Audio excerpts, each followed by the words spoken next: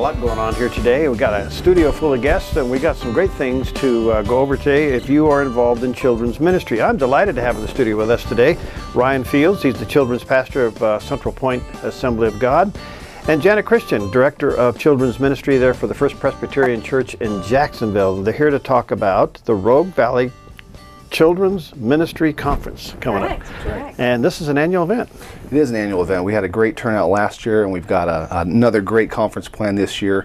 We have something like 28 to 30 different workshops available for people that are involved in children's ministry, but it's not just for children's pastors or leaders. I mean, we see a lot of folks coming in that are looking for CEU credits that work in like daycare type of things. We have some workshops that are in that CEU realm, that they're always looking for. So it's looking to be another fantastic year. Well, that's great. And give us some highlights, Janet. I know that you got quite a few top people coming in. We do, and first I'd like to say that we have Brent Randall coming in, who is our keynote speaker, and he is wonderful.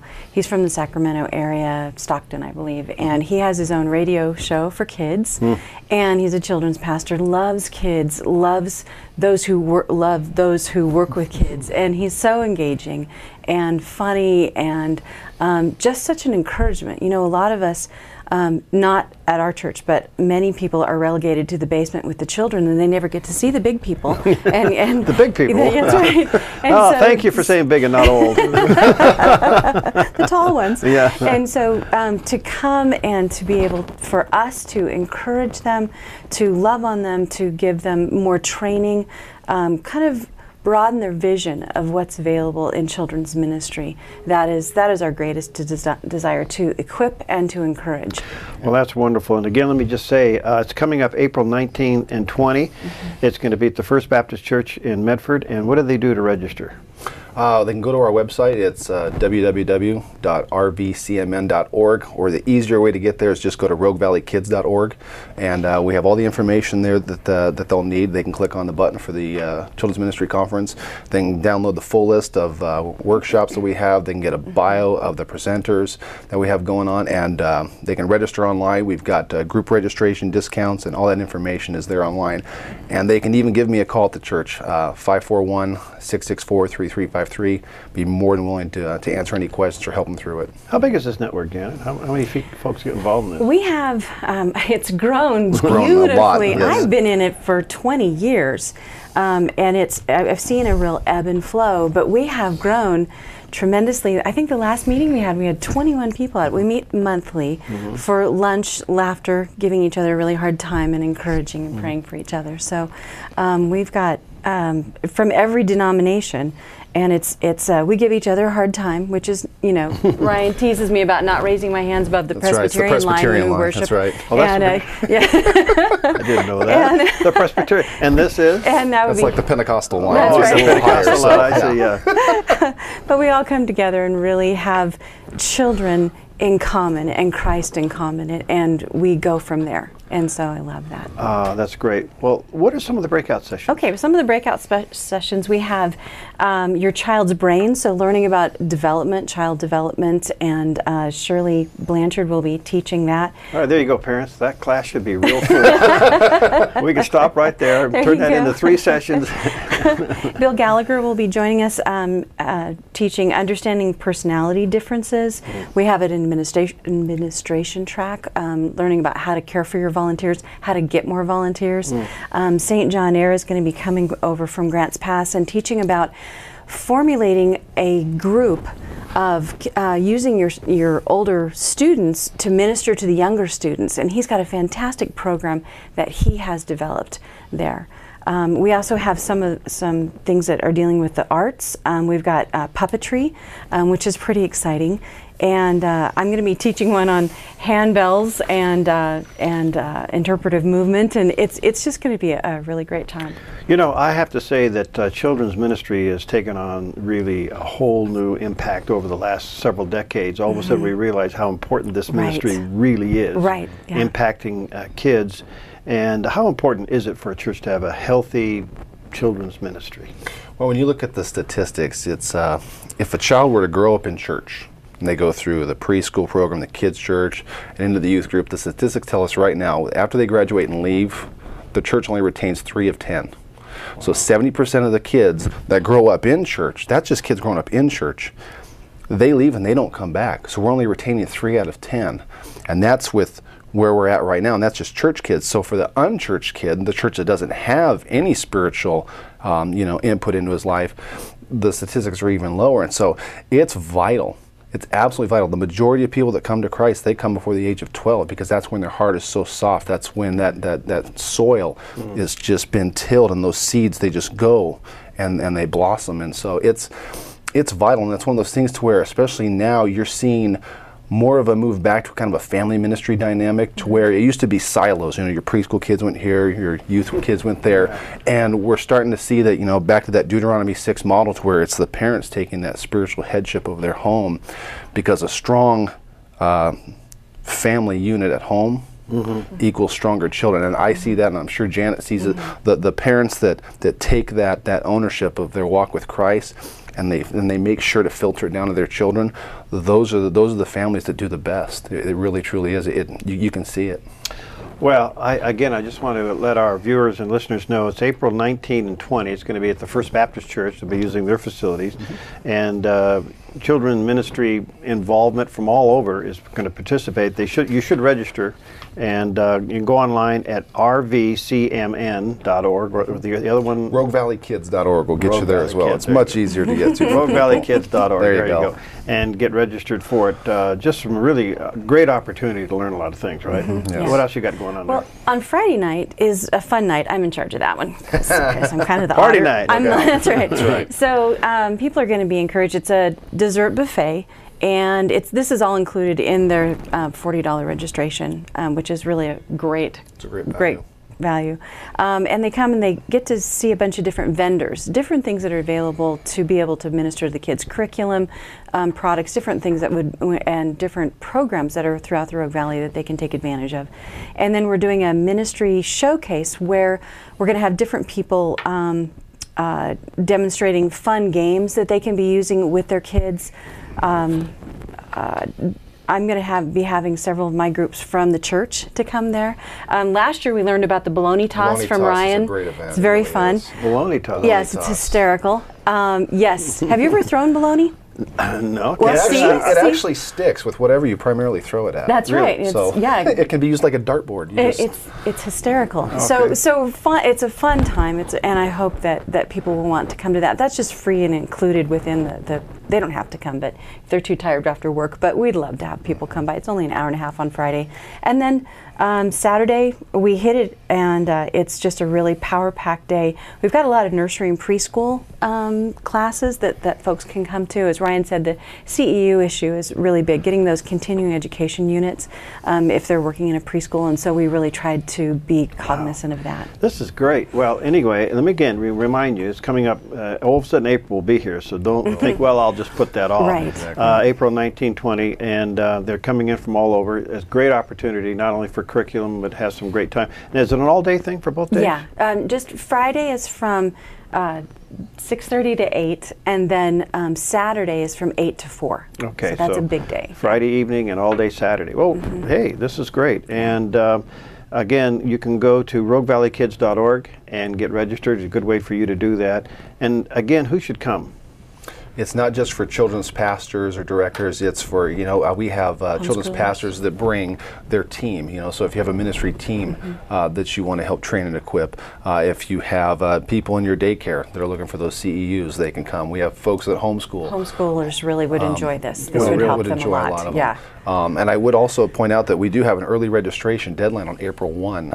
So the folks that are listening out there, we have a little incentive for them to get there early, and they'll save about $15 per registrant if they get in by April 1st. There you go. So do so before spring break. Yes. Yes. Now, let me ask you this. What is typical age of children's ministry before they go into, I guess, young adults or teenage? I mean, where's the line normally drawn? It's right there about the 5th or 6th grade. Yeah.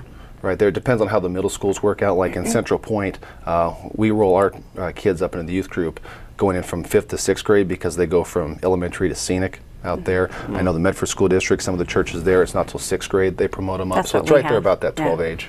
All right, so 5th and 6th grade, and then then the youth pastor gets them, not the children's pastor. And we'll pray for him. That's right. Tag, you're it. That's right, that's right. Well, thank you both for coming in. This is absolutely fascinating. Let me again just remind you, don't miss this opportunity. RogueValleyKids.org is the best place to go to register. And you can call Janet out at First Presbyterian Church in Jacksonville, or give Ryan a call there at Central Point Assembly. And these two folks will get you more information. But I just can't think out of, if you're involved with anything that has to do with children, this is the event. This is the place to be. This is the place to be. Yeah. Place to be. Okay, thanks guys for coming in. Thank you for having us. We'll be right back. Hi, I'm Paulina and I work at theDove TV. Did you know that when you support theDove TV, you have a profound impact, not only in our community, but around the world? It's your continued support that takes the inspiration and hope in the programs we produce and makes them available to the thousands of people who are watching these videos online every week. Help bring encouragement and hope to our valley and beyond by making a secure online donation today at our website, thedove.us.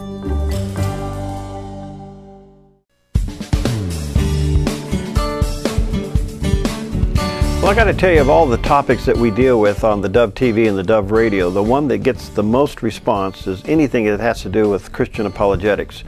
And I am really honored to have with us today Rice Broocks. He is the author of a new book. I have it here in my hand, God's Not Dead. There's a picture of it there on the screen, Evidence for God in an Age of Uncertainty. And let me encourage you to check it out. It is put out by Thomas Nelson. You may want to see if Evangel has it, or Discount Christian Books, or Barnes & Noble, or online as Amazon.com. Rice is also the senior minister of Bethel World Outreach Church in Nashville. He's a co-founder of Every Nation, a family of churches which currently has about 1,000 people involved in more than 60 different nations. So, hey, Rice, nice to have you today. How you doing, my friend? Very good, very good. Thank you for having me, Perry. Yeah, like I said, of all the things we do with our programming on radio and television, I got to tell you, apologetics gets the most interest. And so thank you for your book. What led you to take it on so head on like you did? Well, we've got some guys in our church called the Newsboys, and they produced a song called God's Not Dead, and it got an immediate response, like you're talking about how the interest in apologetics among your listeners. Well, I think what they did was they gave young people this anthem for faith, just like the John Lennon Imagine song is kind of an anthem for unbelief. And they just had this groundswell, and when they'd go into concerts, people were just going crazy saying, God's not dead. And so they came to me and said, would you write the book that kind of gives more of the specifics so that these young people primarily can have specific answers to give people when they say God's not dead? So I've worked in apologetics for years. I work on the college campus, so it was an easy thing in terms of a desire, from a desire point of view. Wasn't quite as simple in terms of writing the book. Yeah, I hear that a lot. That was a different story. That's like saying, hey, I think I'm going to go on a walk across America. But it was a great journey for me to write this book. Is skepticism on the rise in this country? You know, Perry, it is, and it's kind of it's like I think, to quote the famous philosopher Forrest Gump, both skepticism and faith it's happening at the same time. You have a rise of skepticism, and you have a rise of faith. It's like, you know, gross darkness in Isaiah will cover the earth, but great light will shine. Wheat in the tares. And I think it's because of these voices of skepticism. You know, when you start wondering, where did all of this, like in the parable of the wheat and the tares, where did all these tares come from? Well, somebody sowed the seed. I went down, when I was writing this book, I went to Melbourne, Australia, to the Global Atheist Convention. I'd read a lot from Richard Dawkins and Dennett and Sam Harris and these personalities in the atheistic world. And so they were down there having this big convention. So I went down to just kind of hear what they had to say firsthand. And what was interesting, Perry, was you'd think if 3,500 atheists were gathering from around the world on a Friday night, all day Saturday, and then they broke Sunday. So it was a pretty limited time. Right. The opening Friday night session, the 4 speakers were 4 professional comedians. What? 4 professional comedians. And basically what it was mockery, insult, ridicule, etc. And the ultimate irony was that the subtitle was a global celebration of reason. And I tell people there was very little reason present in the global celebration of reason. But their tactic is pretty much insult, if they can take out a believer with just a spiritual version of a drive-by shooting, your God's a fairy tale, the Bible's a book of fairy tales, there's no proof for God. So they just throw out these confident assertions that they don't really have to back up. If they say it with enough energy, people say, well, maybe that's true, and they kind of let go of their faith. You know, what's so interesting, we're seeing more and more talk about God than ever. I mean, let's see, talk about, first of all, the Bible series that's going on in television right now, getting huge ratings, 13.1 million. We're watching, you know, the resignation of one pope and the installation of another. It seems that the issue of faith, the issue of God, is all over the news right now, but that's about all it does. It doesn't seem to penetrate below that. Yeah, don't forget the God particle. Oh yeah, that's right. That was a good one too. Yeah, right. Yeah, God particle, which is a misnomer, because actually the man who came out with the term the God particle actually meant it to be we got a family-friendly audience, but he was going to use the Lord's name in vain, a God blank particle, because they couldn't find the particle.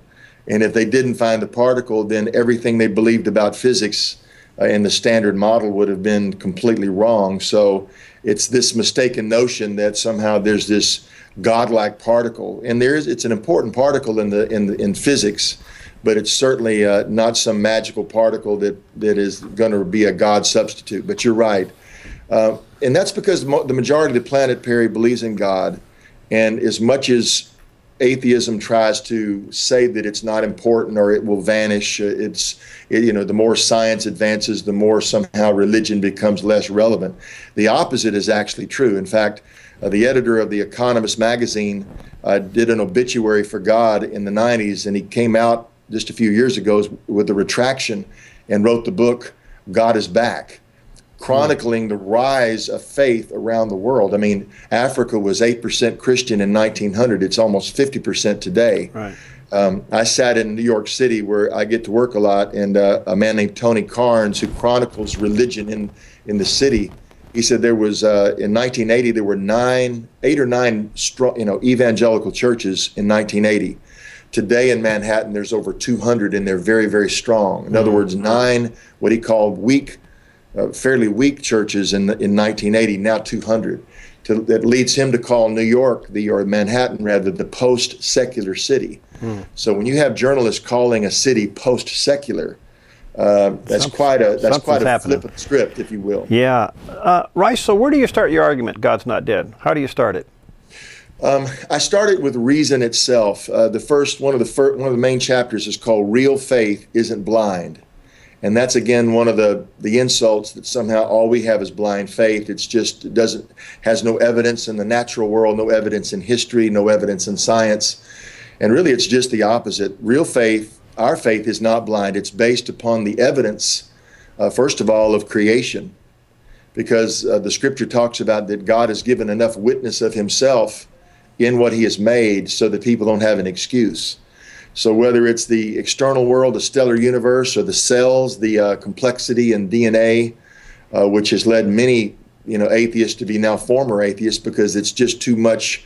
It would be like if you got a pocket text, Perry. I'll pick up my phone here for a little. If you got a text from somebody and it just was, you could tell they sat on it. We call it a pocket text. Well, if you get a text, if a kid gets a text that says, "Don't tell anybody I cheated on the test," you would know that they did not construct that accidentally. Well, what if you got a text 3.1 billion letters long?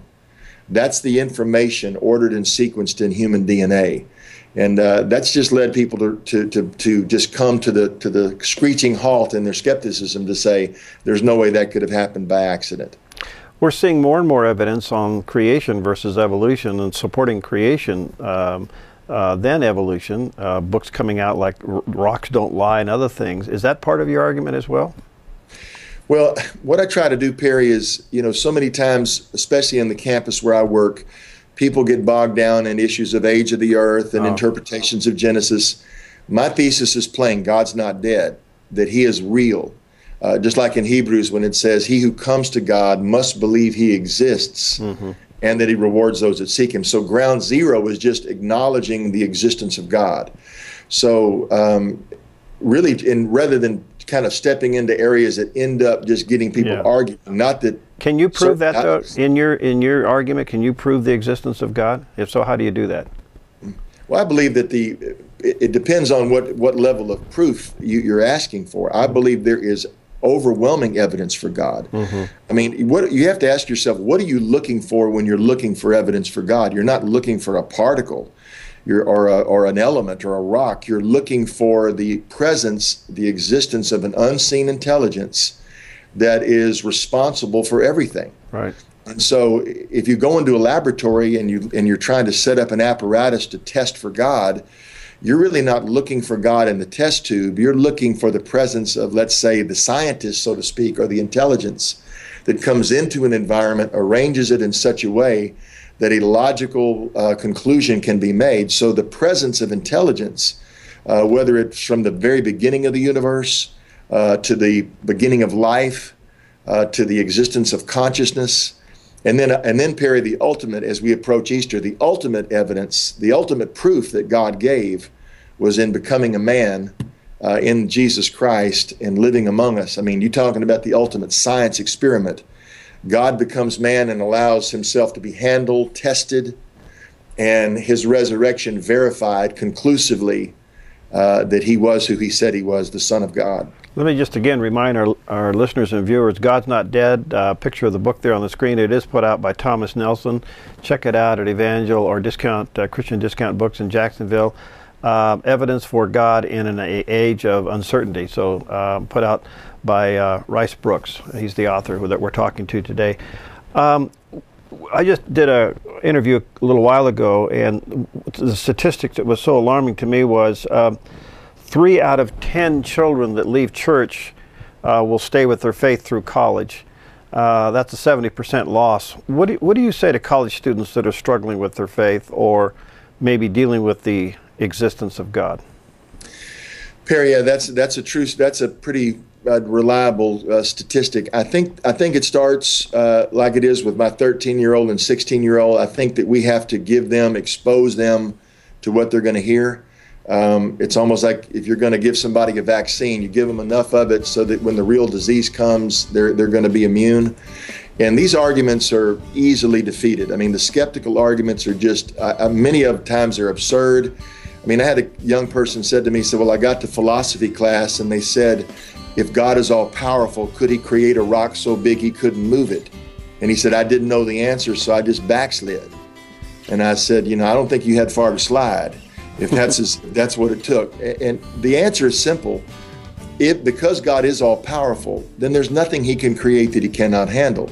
That would violate, the skeptical response is violating the law of what's called non-contradiction. So it's a logical absurdity, but it doesn't matter. So if a young person isn't prepared, then when they hear these arguments, when they hear the Bible's a book of fairy tales. Well, look, if you open up a book of fairy tales, it starts with once upon a time in a galaxy far, far away. It's a far cry for how the Bible begins, rooted in history, so that the places and the people in the Bible are historically reliable. They actually, Jesus himself lived. And for somebody that doesn't understand that, even some of the worst critics or the most vocal critics of the Christian faith, like Bart Ehrman, have written books acknowledging Jesus existed. So the key is that we got to start early. I mean, youth groups with smoke and mirrors. I mean, you can have a youth group that's cooking. They got a tap dancing duck that quotes and quacks scriptures. I mean, we got the best and the brightest and the coolest. But when that culture of youth group is now gone and they're in another culture on a secular campus, they've got to have more than just a cool experience of Jesus. They have to have some substance, and that's what I hope this book will help them have. Well, excellent. I'm going to get you back. Thank you, Rice. I know you're tight. Thanks so much. Again, the book is entitled God's Not Dead. Check it out by Rice Broocks. Again, put out by Thomas Nelson. Thank you, my friend. Blessings to you. Keep up the good work. Thank you so much. Talk to you soon. We'll be right back. Hi, I'm Daniel and I work at theDove TV. You know, compared to Portland, Seattle, and LA, Medford might be considered a small market, but at theDove, we're excited about the opportunity to make a big impact right here in our community. And you help make that happen. Did you know that more than 90% of our income comes from people like you? You can help us now by making a secure online donation at our website, theDove.us, or by phoning 541-776-5368.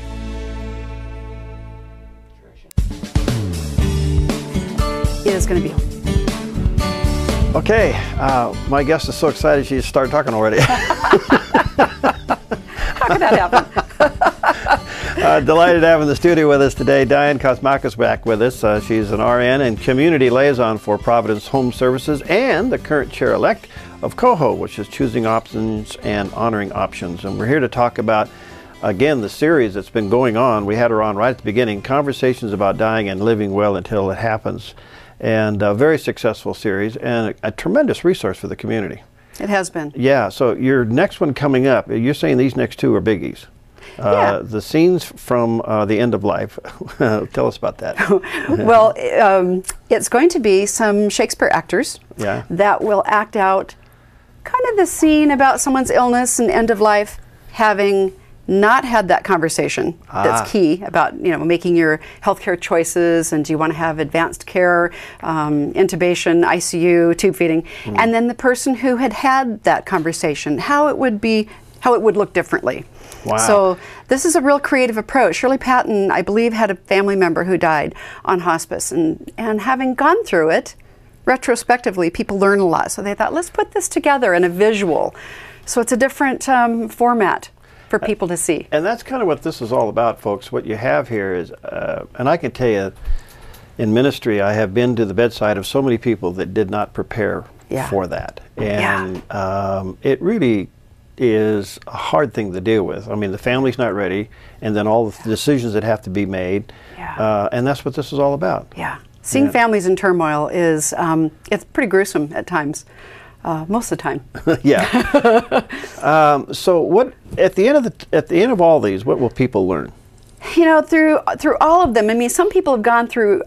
They've gone to a couple. They'll pick and choose and say, "That's interesting," and I don't want to go to that one. That's not interesting. But typically, what they're going to learn is the importance of advanced care planning for individuals to make sure that they fill out what their wishes are on an advance directive, naming a surrogate, naming someone who will speak for them if they can't, and then the post form. But primarily the advanced directive entails having people's wishes documented in a legal format that kind of goes with you if families can find it. It's not back in the safety deposit box. And then having that available for the healthcare team so that they know what's their wish here. All right, and again, I think one of these, this is best emphasized. Coming up next, you'll have families telling their stories. Yes. And then the last one is advanced care planning. It's a workshop where a lot of the practicum of this is going to be handled. And part of this, and it's a difficult subject, but dying with dignity. Yes. I mean, that's what it's really all about, isn't it? Yes. The big misconception is if a couple misconceptions.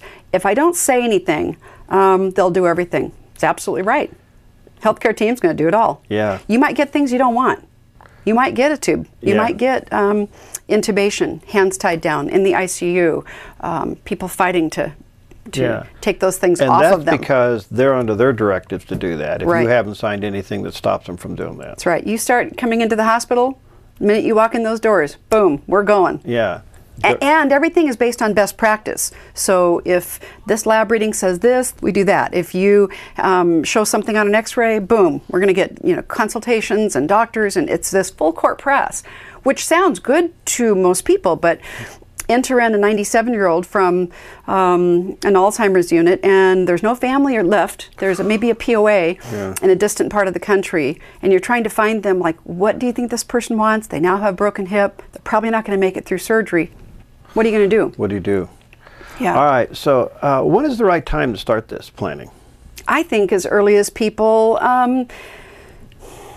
have that conversation, it's not going to be a bad conversation. Like someone, well, remember the big news, Terry Schiavo, Karen on Quinlan, young people with a tube, an MVA, a real bad motor vehicle accident, a drowning, where people have had emergency response. They brought the person back, but they're comatose, vegetative state. So that's where I don't think it's too awful to have a young person say what they want. And this is a big picture thing, folks. I have to tell you, you know, I dealt with it when I was sitting down doing our will and trust and all of those things. You know, all of these directors came involved in that. In fact, Yes. Since the last time you were here, I went through and looked at my, okay, and did I do it right? Yeah. But that's what it's really all about, is planning that far down. All right, now, let's talk about these forms, because you got some things that are pretty practical. The big pink one, I think everybody needs to know what this one is. A lot of people have never heard of that. It's called the POLST, and they say, what? It's like a foreign language, but POLST is the acronym, but it stands for Physician Order for Life-Sustaining Treatment. So a doctor actually signs that, and that's a physician's order that, or a nurse practitioner, because the nurse practitioner can also sign, someone who knows you and says, you know, this is really appropriate for you, Perry. I think this is, yeah, we're right on this for your condition. So if you had advanced, let's say, tough diabetes, brittle diabetes, you've had chest pain, you're going to go into some cardiac events because of, you know, debility, or maybe your kidneys are failing. So what do you want to have happen if things get really to the end? Right. So you and your doctor can talk that over. Okay. And by the way, and these should be posted, or at least somewhere.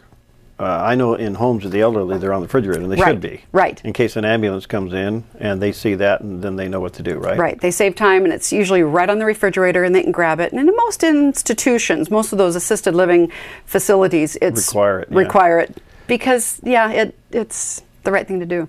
What are some of the options when you get close to the end of life? What are you dealing with?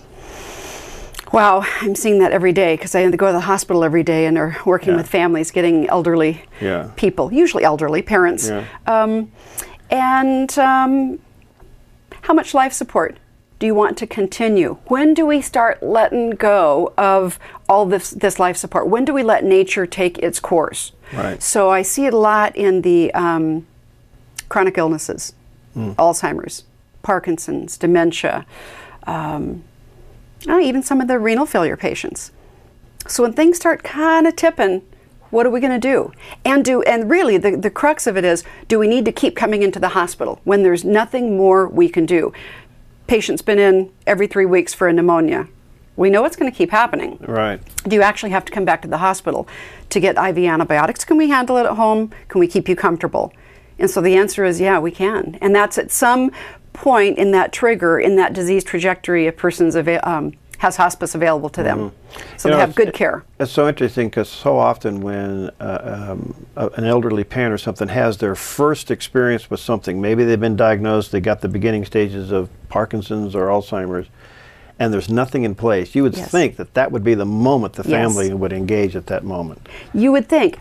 But then in these days, Marcus Welby retired, remember? Oh, yeah. He's gone. Yeah. And our family doctor doesn't come to see me at the hospital. So really the reality today is you have a hospitalist that really doesn't know you. And every 3 days, those hospitalists, because they work long hours, they shift and they go into a new team. So you get different healthcare individuals addressing the today's moment. Okay, this is what the sodium is. This is what your potassium is. How are we going to treat this? It's a day-by-day treating and having eyes on you that day in the hospital. So what's your long-term goal is really what this is about. So where do they go to start? Do they go to a doctor first? Or they go to you? First of all, they can get these anywhere. You can get these at any hospital. Doctors' offices have them. Our home care hospice office, people come in and pick these up every day. Look at it, read it. Give your ideas as to what you want. Be sure to talk to your family and your healthcare representative and say, you know, Perry, I'm thinking about having you as my healthcare representative. Are you comfortable with that?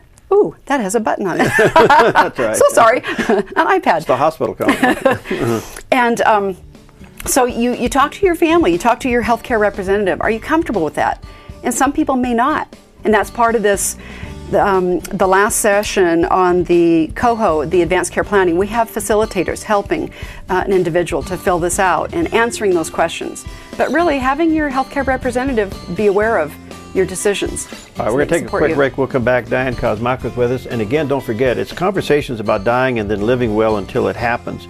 And there are, looks like 1, 2, 3 more sessions for you to be involved in. We'll give you more details on that. And if you don't have one of these, let me encourage you to pick one up and read it and make some decisions. I have personally been involved with families that had them and those who didn't. And I'm telling you, when all this is done in advance, everybody's happy. We'll be right back. Hi, I'm Paula, and I work at theDove TV. Every day we get letters and emails from people who've been encouraged, blessed, and challenged by the programs on theDove TV. But we couldn't do it without you. Did you know that more than 90% of our income comes from people like you? You can help us continue to bring inspiration and hope to our community by making a secure online donation at our website, thedove.us, or call us at 541-776-5368. We're back with Diane Kosmatka. She is heads up COHO, which is choosing options and honoring options, and they're in a several-week series called Conversations About Dying and Living Well Until It Happens. It's held at the Smullen Center on Thursdays. You have an afternoon session and an evening session, 2 o'clock on Thursday afternoons, and then again 7 o'clock in the evening. And the next one coming up will be next Thursday. Or this coming Thursday. Scenes from the End of Life. This is kind of it's kind of played out for those who prepared and those who didn't. Yes. So you got two groups of actors doing this. You know, you think, well, do I want to go to a play? No, wait a minute. This is a play with an impacting message. I can honestly tell you, I've done, when in pastoring and other things in my life, when you go to a family in the hospital that has not even done step one, it's very, very difficult to work with, very emotional. And I think this is a case of stewardship, don't you? Yes. For us to do this. I mean, I think it's just good godly stewardship. It's taking care of our business. And what is our business? And it's financial, it's spiritual, it's emotional, and these can hit all of those, don't you think? Absolutely. So check that one out. That's coming up this Thursday. And the week from Thursday, families telling their stories, which I think is in itself so compelling, because then you're going to hear from real life. And then the last one is very, very important. It's advanced care planning. It's kind of a mini workshop where you'll go through these documents. And I would encourage you, if you haven't done anything in this realm for your life, especially if you're an adult and you have children, or maybe you got grandchildren, you have done nothing in this way of planning, let me encourage you to take advantage of this. Do they need to register? They do for the last one on the 4th, because we need to have enough facilitators. We try to get people in groups of 4, so you're not overwhelmed with a whole room of answering people's questions. So a group of 4 of us will sit down and address those questions. So we try to group them with those that are kind of in between, like, I've had the first conversation but not the second, I'm kind of ready to finalize this and get it on paper. We put these groups together so it's not chaotic. And they should call? They should call the COHO office, and there's a phone number. 292-6466. Is that right? That's it. Okay. And that particular one is going to be held at the Manor, the Rogue Valley Manor. Okay. The one on the facilitation, but all the others have been at the Smullen Center. Okay. And if you need more information, you can get a hold of us here at the Dove. Yeah. All right, I want to come back to the process itself. Yes. And but before I do, you had a special guest, Michael Ravo, Dr. Michael Ravo. Tell us about his lecture. He was amazing, and I've heard him before. He was in Seattle when John Forsyth received an excellent award, Sojourn's Award, and was the keynote speaker. All of us were like, oh my gosh, I wish more people could hear this. So I was so excited when he was here to speak for COHO. And that particular day, you have the numbers of who attended, but we had between both sessions, how many were there? 425 people. 425. Which, you know, when you think about it, these type of conversations, that's a lot of people to stop what they're doing and come and listen to an unknown speaker on an unknown topic. His was so warm and nurturing about how do we care for ourselves, how do we care for others. He spoke a lot to clinicians, physicians, nurses, ancillary healthcare professionals.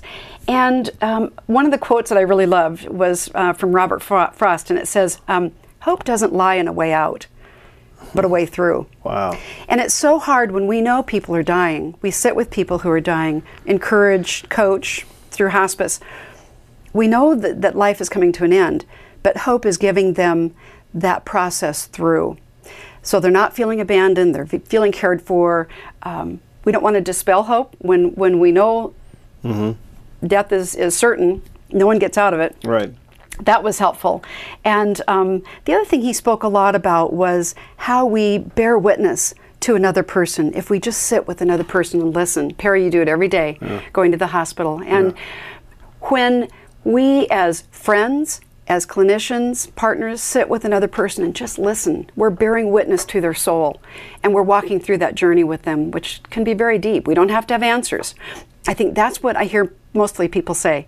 I don't know what I would say to them after someone's died. They just stay away if it's been a young death or a traumatic death. What would I say? And they're just uncomfortable, so they don't say anything. It's better if you just say, I am so sorry. I just wish there was something I could say to help. How you doing? Yeah. Just being with that person.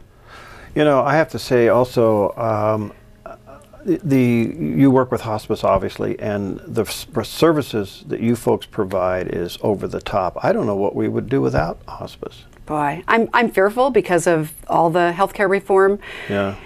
At every juncture, I'm looking to see, are they going to pull that? Because hospice is under Medicare.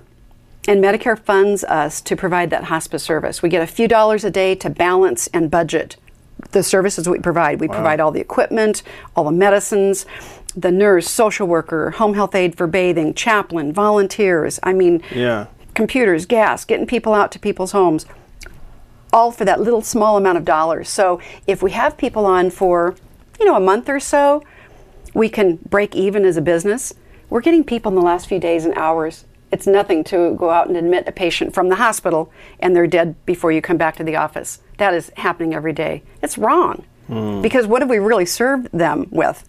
Not a lot. We've gotten some paperwork done, but no one's helped them. Well, I tell you, the other thing is people who have no spiritual hope. Yes. They have no spiritual connection, faith connection whatsoever, and they're facing this time in their life. The fear that's in their eyes and in their heart, going to the unknown, so to speak. Yeah. Now, I have seen hospice come in like that and calm the waters. Yes. And I, as a chaplain or a minister coming in behind that, the door is wide open, obviously, and many times to minister. But more importantly, the peace that you folks bring to a person that has no connection. I mean, it's just an amazing thing how God uses you guys. Yeah, it's amazing. We feel blessed. We feel honored to be with that family. And we know there's things, not necessarily things we do, but again, that bearing witness and asking those important questions that elicit the responses that get people to go a little deeper than the treatments. Can you turn that oxygen up? How much is in the IV? We try to get away from the technical and get down to the soulful. And that's the big difference of modern medicine to this old-time medicine that we do. You know, I heard a comment once, several times, and I'll have you comment. When people read this, and by the way, if you don't have this, you need to pick one up. You can get it at the hospital. It's called the Advanced Directive, Your Life, Your Decisions. This is a great resource, and it walks you through all of the things and the questions. And then if you don't have a medical directive, let me encourage you to get one. Usually an attorney will fill that out for you, but I think you can get your own, can't you? The healthcare advanced? Yes. You don't need an attorney for this. You don't need an attorney's appointment at all. Okay, and then these here. But some people say, well, I really don't want all of these tubes and all that stuff at the end of my life. I just want to go. But on the other things, but I don't want them shutting the door and letting me die on my own. Right. That's what people fear. That's what they fear. Well, and the other thing that I think is a huge misconception is someone's going to take over for me. And I might not be ready for that. Well, the whole thing is, if you can talk for yourself, you're still talking. You're still talking. But it's when you can't talk. So when couldn't you talk? A severe stroke, motor vehicle accident, an aneurysm, some huge event that would put you totally incapacitated. And if you're young, that's one thing.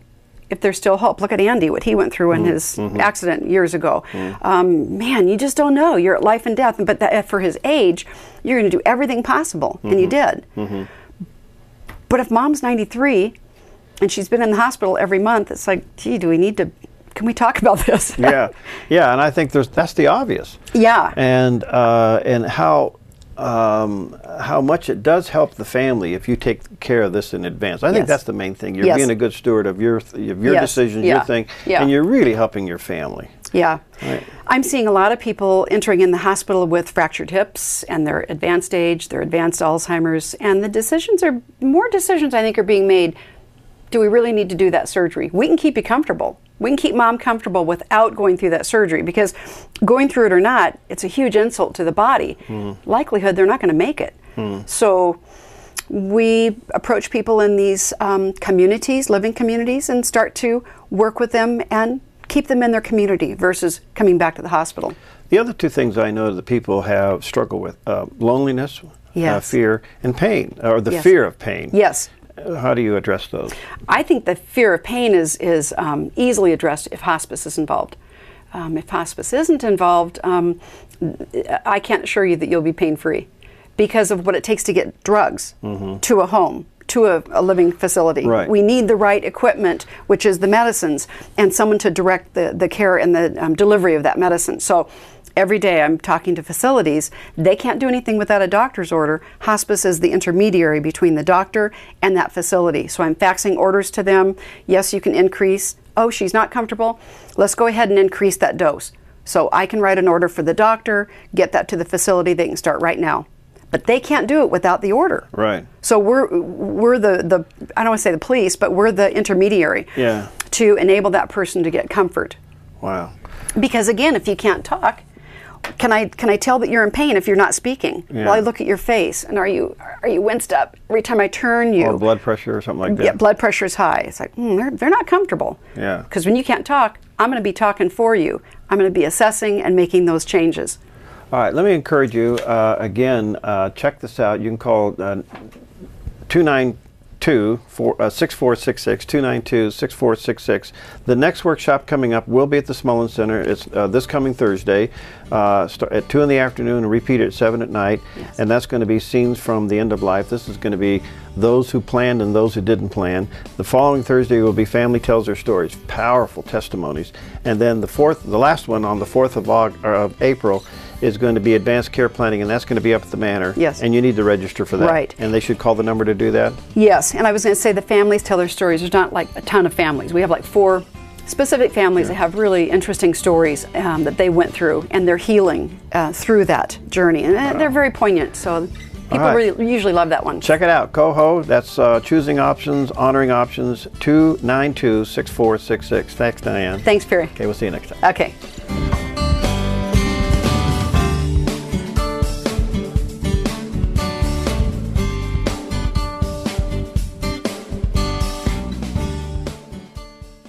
Hi, I'm Jim and I work at theDove TV. Every weekday between 6 and 8 a.m., our award-winning news and sports team bring you the best morning show around. It's live, it's honest, and it's a whole lot of fun. And you help make it happen. Did you know that more than 90% of our income comes from people like you? You can help us continue to air local programs that share your voice by making a secure online donation at our website, thedove.us.